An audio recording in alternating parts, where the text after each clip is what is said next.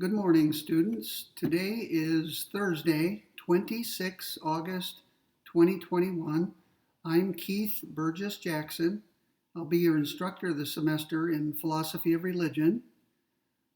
Today I'd like to go over the syllabus and the reading list. I want to make sure by the end of this lecture that you understand all of the important features of the course, including the course requirements and the book and the other readings. So let's get started. It'll probably take at least 45 minutes. Maybe it'll go as long as 1 hour. We'll see how it goes. First of all, I'd like to welcome you back to UTA if you've been to UTA before. And if you have not been to UTA, I'd like to welcome you to the university. Unfortunately, we have to use this hybrid format. It would be nice if we could go back to the old ways and meet in the classroom and not have to do videos or recordings, but it is what it is, as they say. The provost has announced that until at least the 8th of September, we are to reduce the density of the classroom to 50%. Now, I can tell you that as of this moment, or as of this morning, there were 23 students enrolled in this course. The classroom that we've been assigned, which is 207 Preston Hall, holds 30 students. So I would have to divide the class in half and meet, half the class would meet on Tuesday and half the class would meet on Thursday. And we may end up doing exactly that on the 9th of September. But in the meantime, I've decided to record my lectures and post them, and we will not be meeting in the classroom until at least the 9th of September. So let's just wait and see what the provost decides. Logically speaking, there are three possibilities. The provost might decide to go completely online, the way we've done it for the past year. I don't expect that to happen unless COVID becomes much worse. The second possibility is to stay with this hybrid or 50-50 format, which means half of the students meet on Tuesday and half meet on Thursday. And for those who are not there on a given day, there has to be a recording made, which is what I'm doing now. The third possibility is to go completely back into the classroom. And I would guess that that's not very likely to happen, if only because COVID is going to get worse rather than better. And we're already doing 50-50 because of COVID. And so we're not likely to go back fully into the classroom unless COVID got better. And it's probably not going to get better this fall. It'll probably get worse, if anything. So my guess is the best we can hope for would be 50-50 teaching, or what they call hybrid teaching. And we'll decide that when the provost makes an announcement on about the 8th of September. So, in the meantime, I'm going to record 2 lectures per week for you and post them on Canvas. This is the first lecture I've done for your course. And in addition, we will be meeting on Tuesdays and Thursdays beginning on the 9th of September.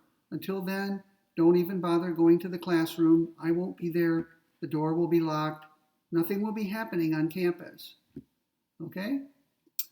So, I'm sorry, I'm looking up at the screen. It says something about no backups for so many days, but I'll just ignore that. Okay, what else do I want to say before we get to the syllabus? I printed out a class roster this morning, and I thought you might be interested in some of the details, so let me find it. According to my class roster, as I said a moment ago, 23 students are currently enrolled. The course is capped at 30, so there's still room. If you have a friend who's interested in taking the course, then you certainly should tell him or her that the course has openings. It may well fill up to 30 in the next few days. We'll see what happens. Now, of the 23 of you who are currently enrolled, or were as of this morning, the grade breakdown is as follows. 10 of 23 are listed as seniors. Another 10 of you are listed as juniors. 3 of you are listed as sophomores, and 0 as freshmen. So 10, 10, 3, it adds up to 23. So the course is a little bit top heavy, but then it is a 3,000 level course, which I consider a junior or senior level course. If you're a sophomore, if you're one of the 3 sophomores enrolled, don't panic. You should be fine. I assume you've had one or more philosophy courses, whether it's logic or introduction to philosophy or some other course. That will help. If this is your first philosophy course, things may be rough going for you. Philosophy takes some getting used to. But I'm not trying to discourage you from staying in the course. That's up to you. But you may have to work a little harder to understand the material and stay up on things. Those of you who are seniors and juniors should have no trouble. The course is being pitched at that level. Now, the students who are enrolled in the course have different backgrounds. I went through this morning just out of curiosity, but I thought I'd pass it along to you. 12 of the 23 students have philosophy listed as either a major or a minor. That's a little bit higher than usual. So roughly half, a little bit more than half of you have some philosophy connection. And that's great. We need majors and minors, and I'm glad to see that so many of you have that. And this course, I think, will be of great interest to you if you're majoring or minoring in philosophy. But of course, it should be interesting to others as well. Here are some of the other majors that I see on my course roster. I see at least one person majoring in social work, at least one in university studies. I see economics, biology, history, computer science, psychology, and Spanish. So we have quite a diverse group of students in this course. If and when we go back into the classroom, you can get to see each other, talk to each other, socialize a little bit before and after class. We can have discussions in the classroom and so forth. Now, if the provost decides on the 8th of September to continue doing the 50-50 or hybrid approach, here's what we will be doing. And I explained this in my letter to you of the 22nd of August. That letter, by the way, is currently posted on Canvas if you didn't see it. Maybe you didn't sign up for this course until after that letter was emailed. In that case, you need to go to Canvas, find this course. Once you're in this Philosophy of Religion course, on the left side, you'll see a series of words, a column of words. Find the word modules, and click it. When you click that, it will bring up a list of items that I have already posted. And one of those items is the letter that I wrote to this course, the students in this course, on the 22nd of August. And in that letter, I explained how we will be doing things. So let me repeat just a little bit. Indulge me. Suppose the provost decides, and I expect this may well happen, the provost will decide, let's say on the 8th of September, to continue with our courses the way we have been doing them so far. Here's what we're going to do. Every Tuesday, the first half of you will meet in the classroom with me. And I said in my letter, I think I said, students whose last name begins with A through, and maybe I'd better check this, it's right here. If your last name begins with A through J, your day will be Tuesday, all semester. Once a week on Tuesday, you will come to class. If your last name begins with the letters K through Z, your day will be Thursday, and you will come to class on Thursday. Remember, all of this starts happening on the 9th of September, not until then. And only if the provost decides that we're going to continue with this hybrid approach. So, am I going to continue to lecture on video? Yes, I am, because each half of you will be there only once a week. So there has to be some kind of recording for the students who aren't there on a given day. Now, I could go into the classroom and record my lecture in the classroom. For various reasons, I don't like that. I prefer to give my lectures here at home. You can see I'm in the upstairs of my house. I've been doing this for a year. It's very comfortable for me, and I'm going to continue doing it if we stay hybrid. So you may wonder, what's the point of going to class? If I'm doing these lectures and posting them twice a week, what are we going to be doing in the classroom? Because one thing we will not be doing is I will not be lecturing and you will not be sitting there and making notes. I've already done the lecture online. That's what I'm doing right now. So I certainly won't be doing the lecture again in the classroom. So what will we be doing? Well, we can figure it out. One thing we could do is have a discussion. The lecture will have been posted. Suppose it's a Tuesday, and the Tuesday half of you are there in the classroom. There may be anywhere from 10 to 15 of you, but there will be no more than 15. We know that because the course is capped at 30, and even if it filled up to 30, only half of you will be there on Tuesday. The other half will be there on Thursday. So 10 or 15 of you will be there on a given Tuesday. I've already posted my lecture, which I assume you have watched by then. So what is there to do in the classroom? We could discuss various aspects of the reading and the lecture. Okay? Maybe I'll come up with something else we can do, and maybe I'll just take questions from students who are puzzled by something that the author has written or that I said in my video, a kind of question and answer session.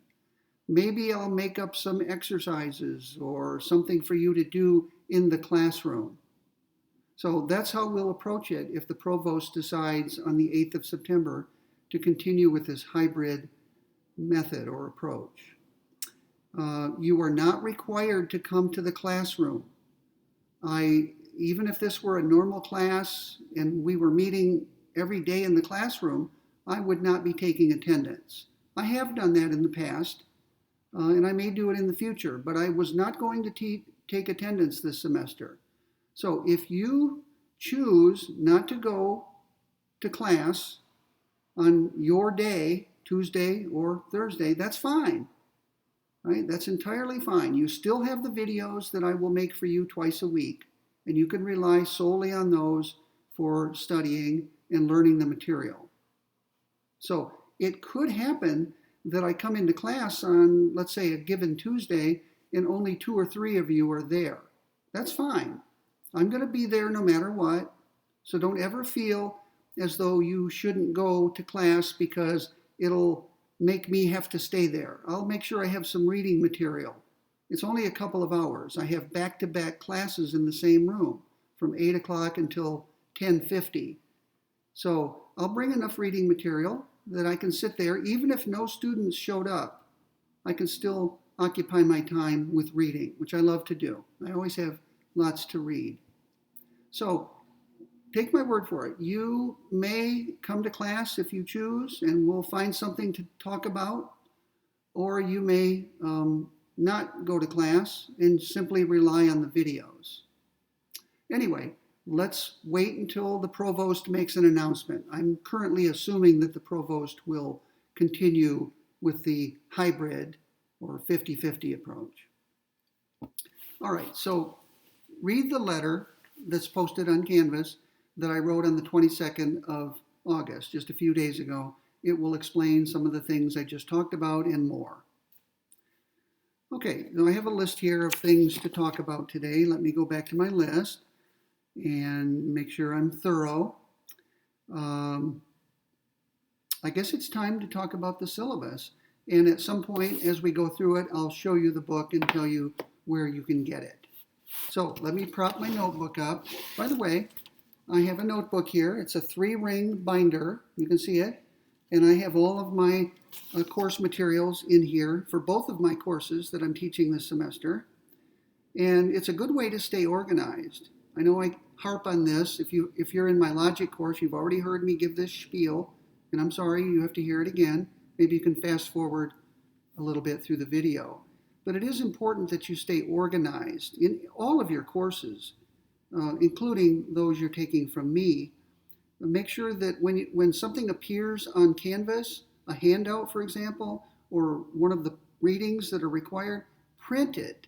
Right? You're going to have to pay for the paper and the toner cartridge to print the materials. It won't amount to very much money over the course of the semester, but I highly recommend that you print everything that appears on Canvas and then punch 3 holes in it with a hole punch. You can buy it at Office Depot or the UTA bookstore, I'm sure. And put the items in your notebook. You can see that I have tabs on the side here, and I have labeled them things like syllabus, reading list, lecture notes, handouts, and so on. I'm a very organized person, and whatever success I've achieved in life is in large part due to my organizational skills. Right? I stay on top of things. I'm very meticulous, and you should strive to be meticulous yourself for your own good.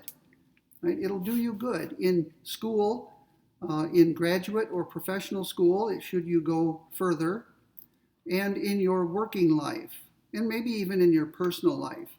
Make notes to yourself. Keep lists. That way, things get done. Things that need to get done on time. So be organized. Be efficient. And this would be a good course to practice those skills if you have not already developed such skills. So I have my syllabus in my notebook. I'm going to prop my notebook up so I don't have to look way up and down. I can just glance down and see what I want to talk about next. So please get your syllabus out. One nice thing about video recordings is that you can now pause the video. You can then go to Canvas, print a copy of the syllabus, and go back to the video, sit down with your syllabus, and turn it back on. Okay, resume the video, and then you can follow along. Oh, by the way, I have a sticker on my syllabus just to point out to you that this is the 16th Philosophy of Religion course that I have taught in my career. Today I'm starting my 33rd year of teaching at UTA. It's hard to believe. It seems like I just came to UTA back in 1989, but 33 years now and counting. I also taught for 1 year at Texas A&M University the year before I started at UTA. So you could say that this is my 34th year as a professor. And this is my 16th Philosophy of Religion course. And that makes sense because I've been teaching it every other year, almost continuously, since I came to UTA. I always love it. I enjoy it very much. It comes around every other year. By the time it comes around again, I have been thinking about other things and writing about other topics, such as philosophy of law or ethics. And by the time philosophy of religion comes around again, I'm ready to go. It's new and exciting to me again. Sometimes I change the reading list. I add and subtract different items to keep it interesting to me. But I always enjoy it, and I always learn something new. This may surprise you, but in every course I've ever taught, no matter how often I've taught that course, including logic, which I've taught over 30 times, I still see new connections between things. I still learn, I still appreciate the complexity of things. I still learn. Learning never stops, really, whether you've been a professor for 1 year, 5 years, 20 or 30 or 40 years. Okay, let's get to the syllabus. At the top of the syllabus is basic information that you may need to know, such as my name, my credentials, my office on campus. If we ever do go back to campus, you may have occasion to come up there. Although the provost has said in the recent letter, office hours should be conducted online this semester, right? Just to minimize the risk of transmission of COVID. So if you have a question about any aspect of the course, feel free to send me an email. My email address is listed in the section of my syllabus I'm now directing your attention to. There's a telephone number. That number rings into the Department of Philosophy and Humanities office. And I don't know whether someone is there this semester. If someone is there, then that person should take a message and put it in my mailbox. but I probably won't be going to campus very often unless we go back to the classroom. And it may be best if you used email to communicate with me. It'll be quicker. I check my email a couple of times every day, and I'll get back to you as soon as I can once I get your email. The next item on the syllabus is called Faculty Profile. If you're looking at this in a paper version, you can just see that it's underlined. If you're looking at it on Canvas, you can click that link and it'll take you to my faculty profile. And there are things there you may be interested in. You can see the courses I've taught or are teaching. You could see my publications and things like that. Office hours this semester, well, that's, as I just mentioned, that's a little bit up in the air. Let's do office hours by email. Let's just put it that way. The meeting times this semester are Tuesdays and Thursdays. It's a Tuesday-Thursday course. And this course has been given the 9:30 to 10:50 slot. And our course will meet in Preston Hall, room 207. Preston Hall is right next to Carlisle Hall. In fact, the two buildings are connected by a walkway on the second floor. So it's very convenient for me. I can go to my office in the morning, walk across the walkway, and there I am in my classroom. I don't even have to be outside for more than a few feet in case it's raining or something. So, if and when we go back into the classroom, that will be the time period, 9:30 to 10:50, twice a week, Tuesday and Thursday. But keep in mind, if we're still doing the 50-50 format, only half of you will be there on Tuesdays. The other half will be there on Thursdays. Okay, I begin my syllabus with a course description. And a few years ago, I found one written by two other philosophers, a description of what philosophy of religion is, and it was perfect. I said, I can't write it any better than that, so why try? And let's read it together, and you'll get an idea of what philosophy of religion is all about. You'll see that it's a very broad field, so broad that we couldn't hope to cover more than a small fraction of it in this one semester course. But if you're curious, what kinds of things do philosophers of religion do? What kinds of things do they think about and write about? Well, here is Eleanor Stump and Michael Ray speaking or writing.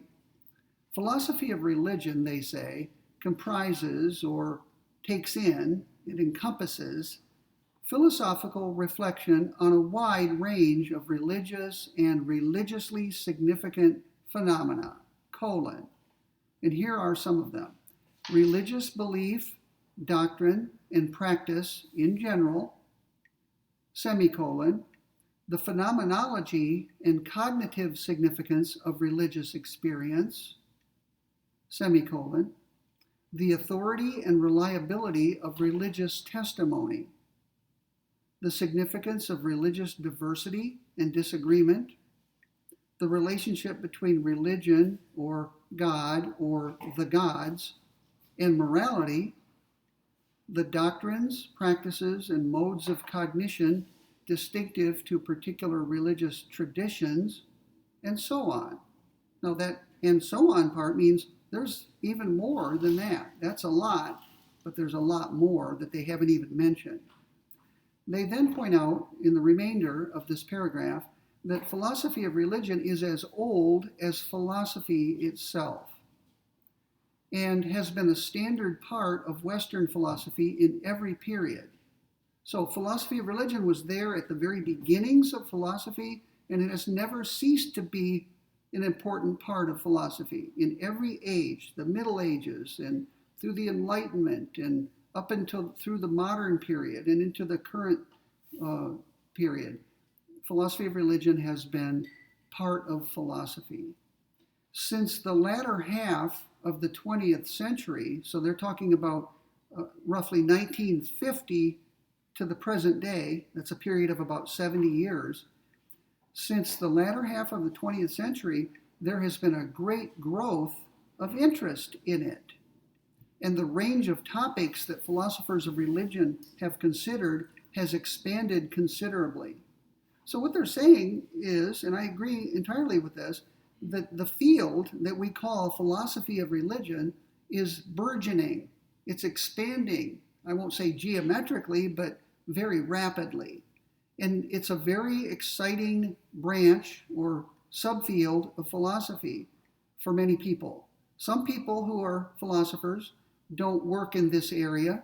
They never write anything about philosophy of religion. They work in other fields like metaphysics or epistemology or ethics. Some people work in philosophy of religion and also in other fields like epistemology or ethics. And some people work almost exclusively in philosophy of religion. Some of the authors we'll be reading are primarily philosophers of religion, and they work in few, if any, other branches of philosophy. But the field is exciting, it's interesting, and it's growing. If you are interested in going to graduate school in philosophy, you could do some research and find out, should you be interested in working in this area, find out which graduate programs are receptive to incoming students who are interested in this area. Find out which graduate programs have professors who do philosophy of religion, and then you can work with those people as you earn your graduate degrees. Now, I went to the University of Arizona, and it was one of the best graduate programs in the country when I was there, and maybe still is. I don't keep track of it, but it was considered a top 10 program during the 1980s when I was there. We had wonderful, talented professors in almost every area, but for whatever reason, the University of Arizona had nobody who specialized in philosophy of religion. And really, it had nobody who even worked in that area. So someone who wants to specialize in philosophy of religion, and I was not one of them, I didn't go there to study that field. It was something I was interested in, and I've been teaching it for a long time, and I publish in it occasionally, but I didn't go off to graduate school to be a philosopher of religion. So I didn't mind that there were few, if any, professors there at the time who worked in that area. But if you want to focus on philosophy of religion, you might give some thought to some other program besides the University of Arizona. Find one such as the University of Notre Dame, where several prominent professors work in this area. Okay, just a little bit of advice for those of you who are thinking about going on in your studies and who are interested in philosophy of religion. So let's continue with our course description. This is me talking now. Obviously, we can cover only a few of the many topics on this list. I have chosen the following topics for discussion this semester. So I, your professor, your instructor this semester, I have made some choices about what to cover, since we can't cover it all. And I based my choices on a number of things. Likely interest on the part of the students, that's you. Interest of me, I want to lecture on things that are of interest to me. I want materials, topics that are accessible to my students, right? This may be your only philosophy course you take, or maybe the second or third course you take. I want to make sure that I choose readings and topics that I'm pretty sure my students can understand and grapple with. So here's what I came up with. We're going to spend one class period, in fact, it'll be the next one, on the nature of religion. What is religion? That's the kind of question philosophers like to ask. What is justice? What is liberty? What is religion? What is law? What is art? Those are classic philosophical questions. What is blank? Well, we're going to ask in our next meeting, what is religion? And I'm going to have you read an encyclopedia entry by William Alston, who died a few years ago. He was one of the best philosophers of religion working in the whole world, an American philosopher. And I think you'll enjoy our discussion of his encyclopedia entry. Then, once that's done, we'll move on to a famous essay by Walter Stace entitled Man Against Darkness. And in that article, he discusses what he calls the decline of religion in the modern world. So he's going to describe what he considers the decline of religion. He's going to diagnose it and try to figure out what went wrong, why is religion declining, and he's going to give the prognosis, what can be done about it, what will happen if we do nothing, what can we do, what should we do about the decline of religion. And I've taught that essay many times. Students, I think, enjoy it a great deal, and maybe you'll be one of them. Now, from there, we're going to spend 2 days on that essay by Stace. From there, we're going to take up one of the great questions of philosophy of religion, and that is the problem of evil. The problem of evil, in a nutshell, is if there's a God, notice, if there's a God who is all-powerful and perfectly good and all-knowing, why would there be any evil at all in the world? If God is all-powerful, then God can prevent evil and eliminate any evil that happens to get created. If God is perfectly good, then God would certainly be motivated to prevent evil or eliminate evil. And if God is all-knowing, then God knows that evil is erupting or starting to occur and can step in and prevent it from occurring. So when you put these three characteristics of God together, perfect goodness, all-knowingness, and all-powerfulness, it makes you wonder, why is there any evil in the world? And yet, almost everyone concedes that there's evil, all kinds of evil. Babies die in earthquakes. Babies die from diseases. These babies can't be blamed for their contracting a disease. They're not moral agents. They didn't make any decisions or choices that we could hold them responsible for. And also some adults, innocent adults who through no fault of their own suffer and die prematurely. So why is there evil in the world given a good and all-powerful and all-knowing God? That's called the problem of evil. And we're going to read and discuss two classic essays on this topic. The first is by the Australian philosopher J.L. Mackie, and the second is by the American philosopher William Rowe. And both of them happen to be atheists, and they both believe that evil is a reason to disbelieve in the existence of God. In other words, they as atheists think that the best reason to be an atheist is because of the existence of evil in the world. So we're going to examine their arguments carefully over a period of several days. Now, you may think at this point, why is he having us read essays by atheists? Is he biased? Is he an atheist? Is he trying to indoctrinate us? The answer is, of course not. That's silly. I bend over backward to be fair in everything I teach. Any of you who have had a course from me, I think, can attest to that. At no point will my own beliefs or lack of belief affect my discussion. And to show you that I'm trying to balance things out, the fourth item on the second page of the syllabus is this book.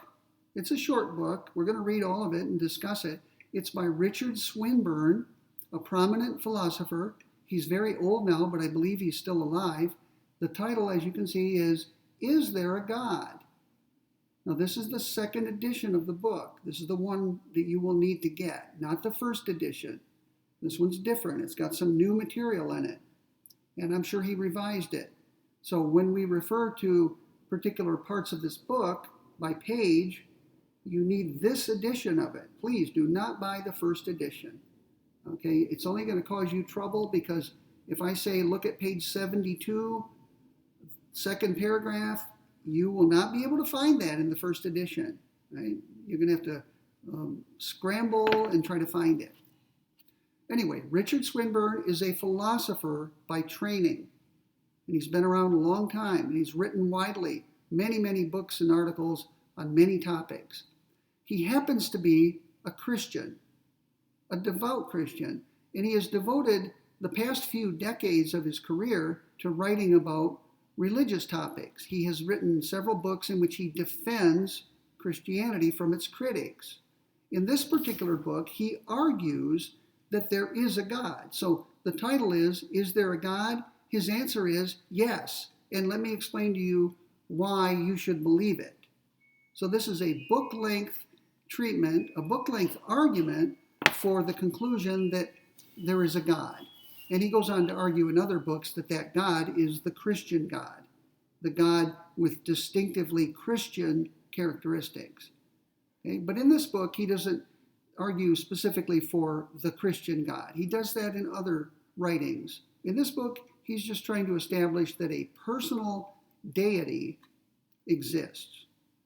So, we've had two articles by atheists, Mackey and Rowe. Now we've got a book-length treatment defending theism by a Christian philosopher, a philosopher who happens to be a Christian. The rest of the topics in the course are I chose because I've used them before and they've struck a chord with my students, and all of them are important. The fifth item is an essay on immortality by the philosopher H.H. Price. I think you'll love that article. I always enjoy teaching it. He talks about seances and attempts to get in touch with people who have died through seances and mediums, and so on. We'll then take up an argument that you may have heard of, actually. It's called Pascal's wager. It was developed by the French mathematician Blaise Pascal in the 17th century. We're going to spend several days on this famous argument. We're going to read not only some writings by Pascal, but an article by Ian Hacking, who is a Canadian philosopher. He wrote an important article entitled The Logic of Pascal's Wager. And we'll let Hacking be our guide through the argument. And we'll spend several days on that famous argument. The argument, in a nutshell, is not that God exists, because Pascal doesn't think that that can be proven one way or another, but it's an argument that says whether God exists or not, it's in your interest to believe in God. In other words, you should wager for God rather than against God. So that's why it's called Pascal's wager. Okay, the seventh topic out of 8 is a famous article by the British philosopher and logician William Kingdon Clifford. And the title is The Ethics of Belief.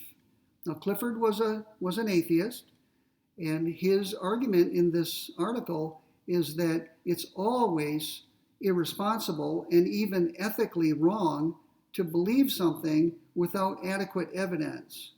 And although he doesn't come right out and say it, it's pretty clear to anyone reading this essay that he thinks religious claims do not have adequate evidence. You do not have adequate evidence to form a belief that God exists. That's his view. And he tries to support that strong claim. All right. And the final item is by a theist, the philosopher/psychologist William James. William James wrote an article that is clearly meant to be a response to Clifford, and it's entitled The Will to Believe. And in that famous article, published in 1896, William James argues that sometimes it's morally permissible, morally respectable to believe something with insufficient evidence. And he tries to narrow it down just exactly what those conditions are. And so he's trying to open up room for someone to believe in God, even if there's inadequate evidence for the existence of God. So I hope you, just my quick description of these readings for the course, I hope many of them seem interesting to you. I think they will turn out to be interesting. So we'll take them one at a time, and we'll cover them as thoroughly as we can, given the time we have available. I will test you on these readings at the appropriate times. In fact, let's look at now the course materials, and then we'll get to the exams. I showed you the book. You need to get this right away. We're not going to be needing it for a few days, but it's in your interest now to get it as quickly as possible. Where can you get it? You can get it online at various websites like Amazon.com. I haven't checked, but I assume you can get this in either a new version with no markings in it. You're going to have to pay more for that. Or I'm sure there are plenty of used copies of this floating around and people are eager to sell them. You could probably get a good price on this if you order a used version. Now the used version will probably be marked up. You can see that my book has all kinds of underlining and brackets and things sometimes written in the margin. I saw something written, I wrote some things in the margin there. So when I read something, I mark it up. If I were ever to sell this book, obviously it would have to be sold as a used copy. But I can tell you that everything I've marked in here nothing I have marked in here obscures the words on the page. So if you buy a used book, there may be highlighting in it or underlining, but you still should be able to read the words.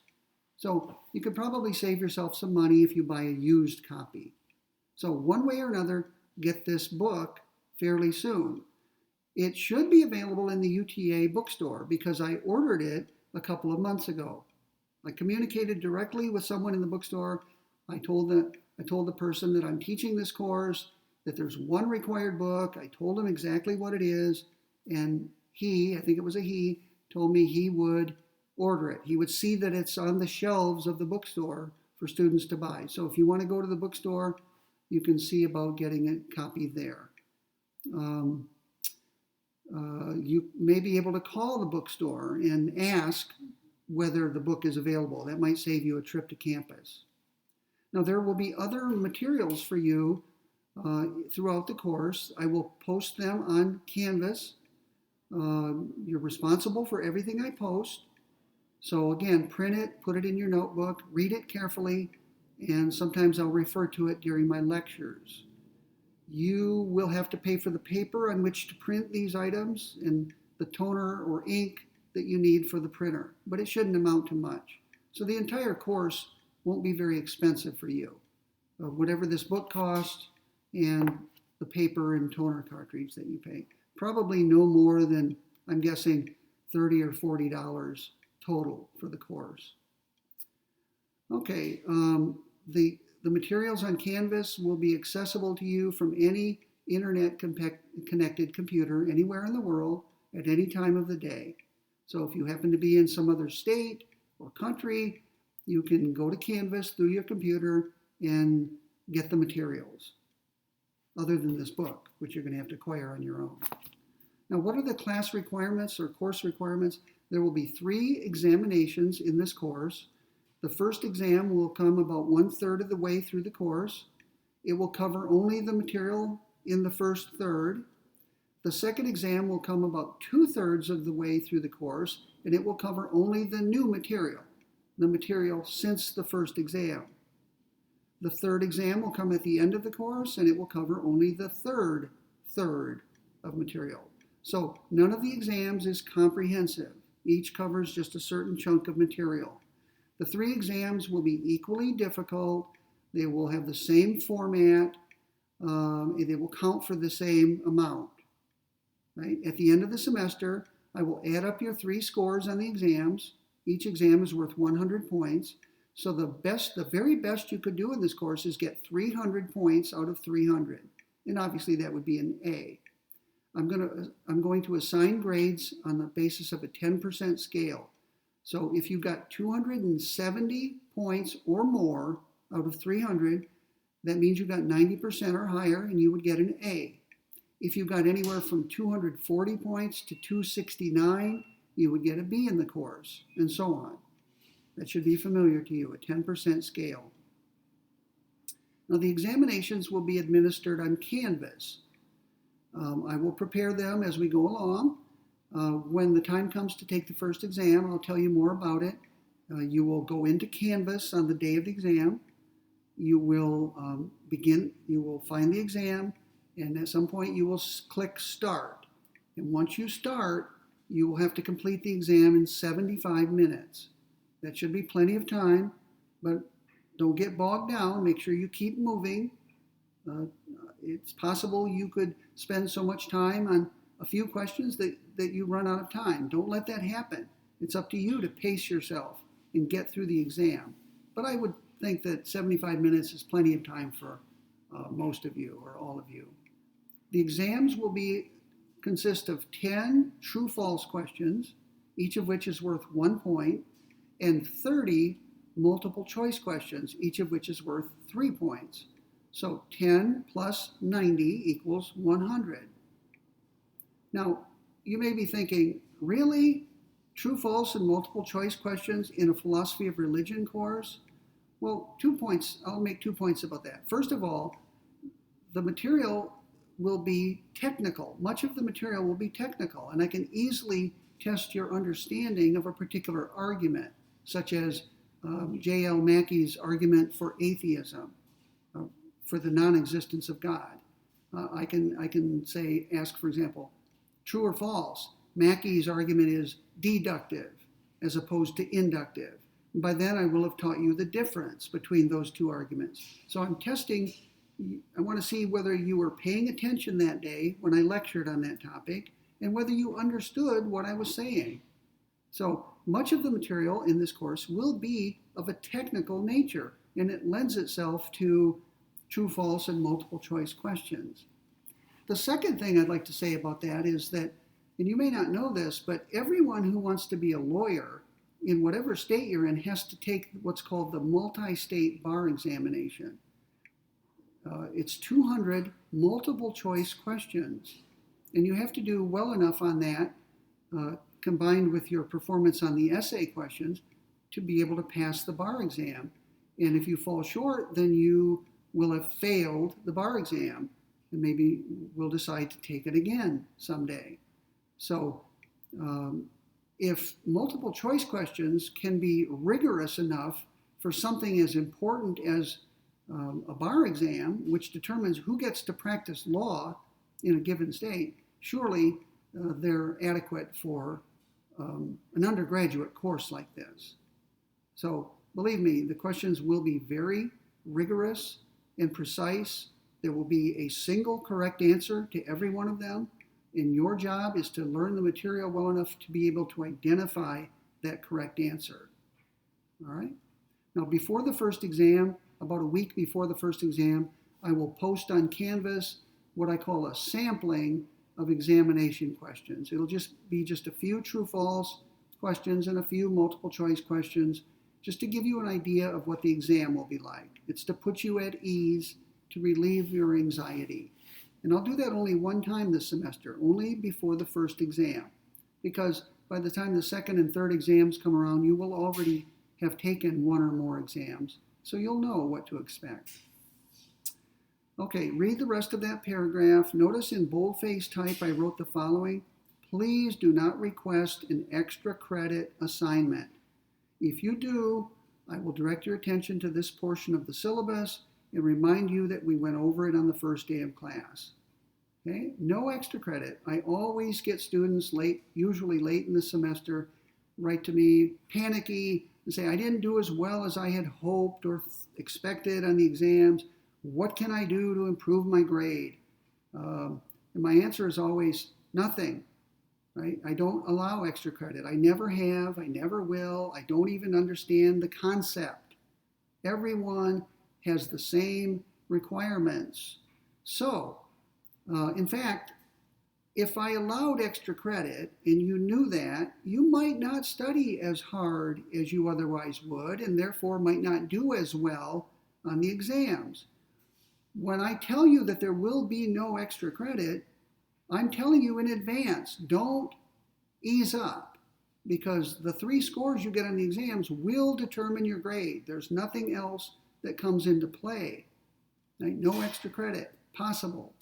So I'm giving you an incentive to put in the requisite time and effort on the exams, because you now know there will be nothing other than those 3 exams that determines your grade. Okay, so don't ask for extra credit. I mean it. I'm just going to say, go read the syllabus. Don't you remember we talked about that on the first day? Okay, attendance policy. I do not take attendance. I mentioned this earlier. I have in the past. I may one day in the future, but I'm not in this course. And that means if you choose not to come to those lectures, they're not really lectures, those discussions or whatever we're going to do on those days, if you choose to come, that's fine. If you choose not to come, that's also fine. It's entirely up to you. It's what I call discretionary action. It's right to do it. It's right not to do it. It's permissible to do it. It's permissible not to do it. There is an option in this course. This is not the same as extra credit. I want each of you to have an option to write a term paper in this course. Some of you may be good writers and may even enjoy writing, especially tackling a difficult topic, such as those we'll be discussing in this course. So, if you would like to write a term paper, I explain the procedure in this paragraph. Let's read it together. Option: if you would like to write a term paper for the course, you are free to do so. The term paper, should you turn one in, constitutes 1/4 of your grade for the course, with each of the 3 examinations also constituting 1/4. So do you see what I mean by that? If you do not turn in a term paper, which you may choose not to, then your grade will come down to the 3 exams that you've taken. If you do choose a term paper, you still have to take the 3 exams, but now they have a different weighting. The first exam will be 25%, the second will be 25%, the third will be 25%, and the term paper will be the other 25%. It'll still add up to 100%. So if you choose a term paper, you're just reapportioning the points, so to speak. You're shifting some of the emphasis from exams to the term paper.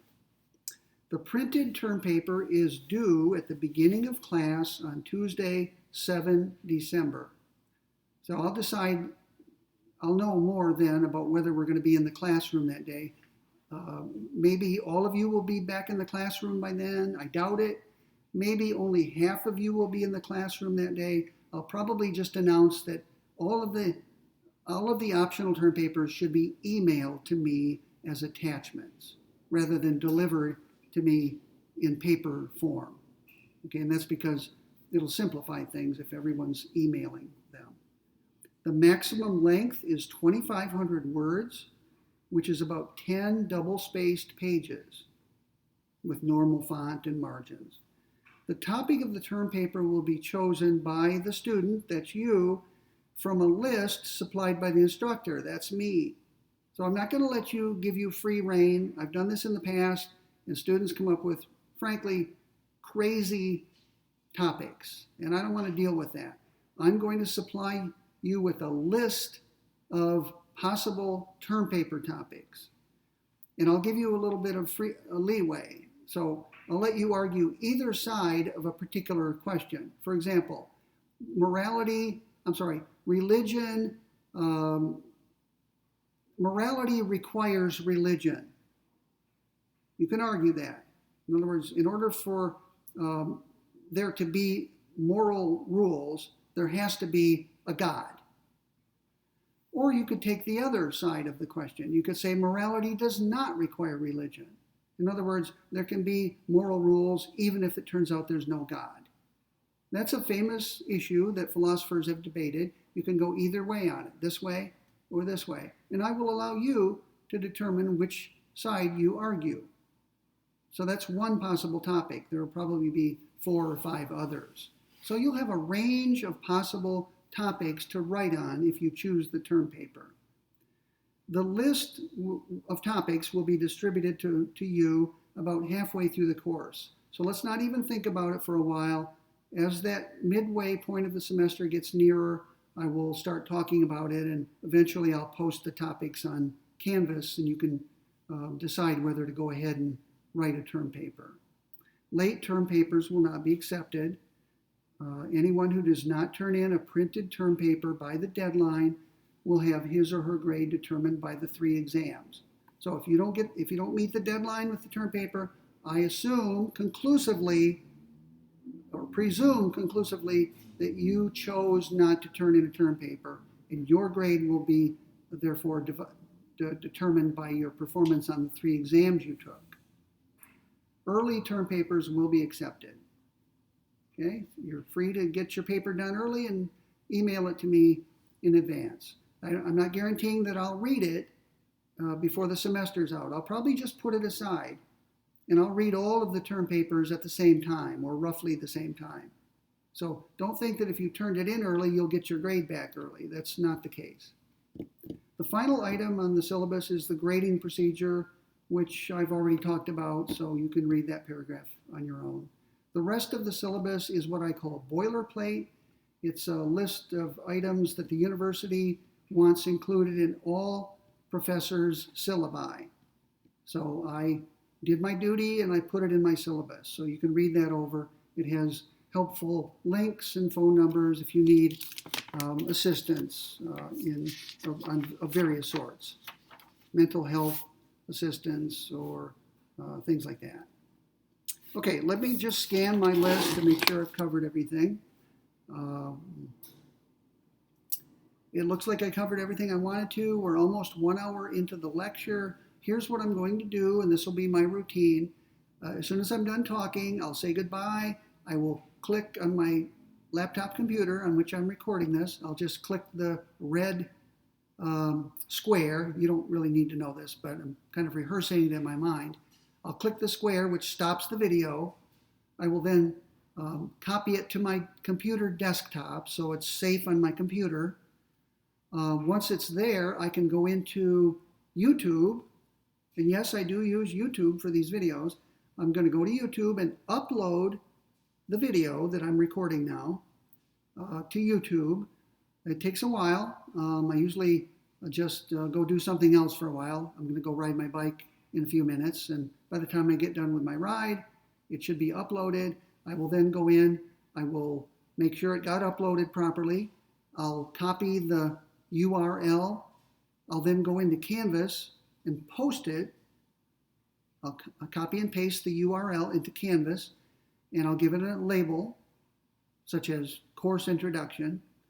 And then I will send an email to all of you, a mass email, saying simply that my videotaped lecture for Thursday, 26 August 2021 is now posted on Canvas. So don't bother checking Canvas looking for my video because maybe it won't be up until later in the day, and you'll waste time checking 3 or 4 or 5 times. Just wait until you get the email from me telling you it's up. And then when you go, you'll know that it'll be there.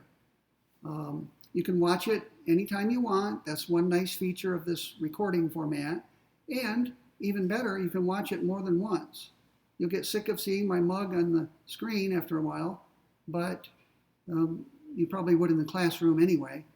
So you could watch parts of the video over again. You could keep going back and listening carefully. Maybe you'll get the book out and compare what I'm saying to what's said in the book or the article. Make whatever use you want of these videos. It's part of my instruction, and you can use them to learn the material. I'll try to be thorough in everything I cover. In fact, I think I'm going to post my lecture notes on everything that we discuss. I have elaborate lecture notes that I'm constantly tinkering with and improving. And I think it won't do any harm to share them with you. Now, I haven't always done that. I've viewed these lecture notes that I prepare as my work product. They're for my eyes only. But I think I'll share them with you. I don't know, maybe I'm getting soft in my old age, or maybe it's because of this new, we're in a pandemic and everything's kind of weird with these lectures and online videos and so on. But I think I'll share my lecture notes with you this semester. So you have not only the book or article to use to read and study, you have my videotape lecture on that book or article, and you have my written lecture notes that will be posted on Canvas. So you have plenty of resources to make use of. If you were to choose not to come to the classroom at all this semester, that's fine. Keep in mind, though, that if they send us all back to the classroom full time, that's not likely to happen, but they could do that. Then I would expect you to come to class because I won't be posting videotape lectures any longer. All of my lecturing will be done in the classroom. But as long as we're on this 50-50 hybrid approach, I'm going to be posting video lectures twice a week, and then it's optional whether you come to class. Because again, all we'll be doing in the classroom is having discussions of what you've read, or perhaps I will sit back and allow you to ask me questions. So you could well decide not to bother with any classroom attendance this semester. It will not hurt you in the least if you choose that. Again, I'm not trying to avoid work. I'm going to be in the classroom, whether anybody's there or not. I'll simply be reading something if no one's there. And of course, if you do go to the classroom and maybe ask a couple of questions, you're free to get up and leave at any time. And that's up to you as well. Okay, that's enough. We're a little bit over 1 hour in. Again, welcome back to the university, or welcome to the university. I'm excited about this course. I expect to learn a lot. I told you I learn every time I teach something. I guess you could say that though I've been a professor for a long time, I've never stopped being a student. I still have this insatiable curiosity. I want to learn everything I can. Maybe by the time I die, I will have learned everything there is to learn. What do you think? No, not likely. In fact, the more I learn, the more I realize how little I know. It's ridiculous when you think about it. And yet, I keep reading, I keep studying, I keep learning. I think that's part of the human condition. It's part of human nature to want to keep learning things about the world. Okay, that's enough for today. I'm about to stop this video, and I'll send you an email in a couple of hours once it's completely uploaded. See you next time.